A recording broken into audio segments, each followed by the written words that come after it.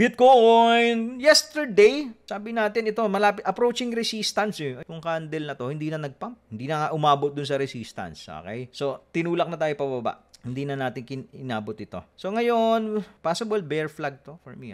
Nagko-conso kasi. Itong conso na to, alam nyo po, kung meron kayo GTF vaccine natin, yung grinding the futures, di ba tinuro natin yon? Don't overbet. Tamang position size and leverage, malalagari nyo to ng tama. Kasi kahit halimbawa po, nandito ka, no? Kahapon may nakalong sa 60. May nagtanong sa akin nung hapon eh. Dito nakalong po ako sa 60, aabot pa kaya ng 62. Malapit na sa resistance. Sabi ko, possible, anything is possible sa crypto. Alright? Eh, hindi umabot. Okay, hanggang 61 lang. So, kung hindi ka naka-take profit, maybe you're losing. Pero kung tama yung position size at leverage mo, hindi ka pa liquidated. So, meron tayong tatlong risk structure. Kailangan alam mo kung paano mo i-manage yung risk mo. Okay, magka-cut loss ka na ba dahil nandito na yung price? O kaya nung na-break to, nag-cut loss ka ba? Yung neckline yan. Or dahil tingin mo nagba-bounce lang, which is yun lang ang ginagawa po niya. So pwedeng gumanyan ulit. Dahil tingin mo nagko-consolidate lang siya dyan sa range na yan, magdi-DCA ka na ba dito? Nag-DCA ka na ba dyan dito sa area na yan? Nagdagdag ka ba para pag umangat yan ng konti,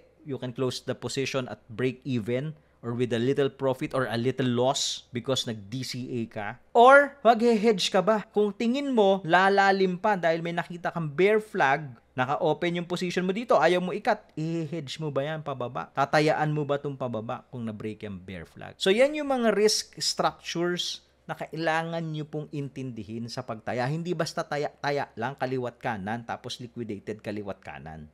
So you have to know how to manage your risk. Tinuro natin yan sa GTF or grinding the futures. Follow for more Tito Moves!